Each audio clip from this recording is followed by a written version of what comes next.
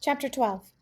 By some miracle, they didn't bang heads, make it one of those helmet to helmet hits football announcers were always talking about, only without the helmets. Darrell had angled himself a little bit to Hutch's right, so it was more like shoulder to shoulder. Hutch still felt like he'd run into a wall. He ended up flat on his back, Darrell next to him, already groaning his way into a sitting position. The first person Hutch saw when he opened his eyes was the field ump. You okay, kid? The ump said. Think so. How about you? He said to Darrell.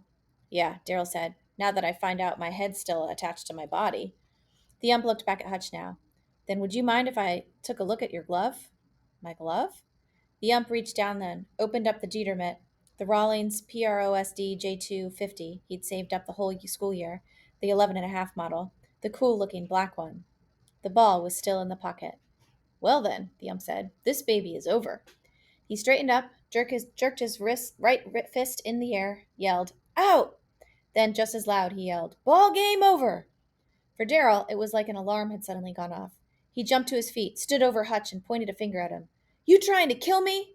Hutch was still feeling a little shaky, but he made himself get up too. As soon as he did, Darrell was right in his face like a manager in the big leagues getting ready to go at it with the home plate ump. I was trying to make a play, Hutch said in a quiet voice. Yeah, Darrell said, on me. Hutch said, Dewell, I didn't run into you. We ran into each other.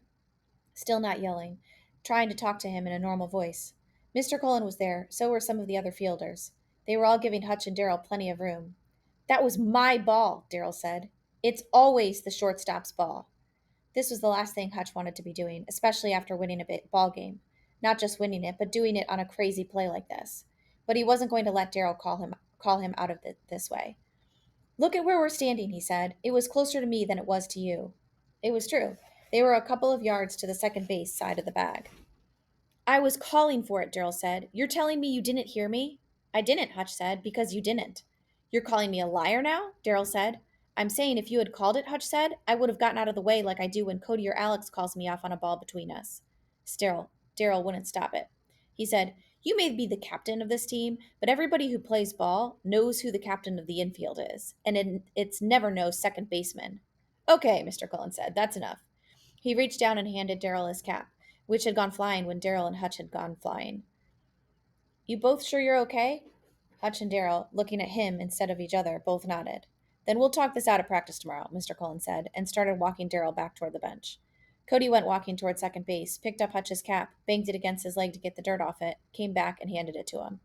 You really okay? Cody said to Hutch. Yeah. Let's go home then. Yeah, Hutch said again.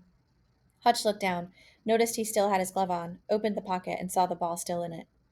You gotta come up with a Spanish word to describe that catch, dude, Cody said, because English ain't gonna do. If I ask you a question, will you answer in plain English? Hutch said. Always. Did you hear him call for the ball? Cody looked down. Yeah, he said. We all did.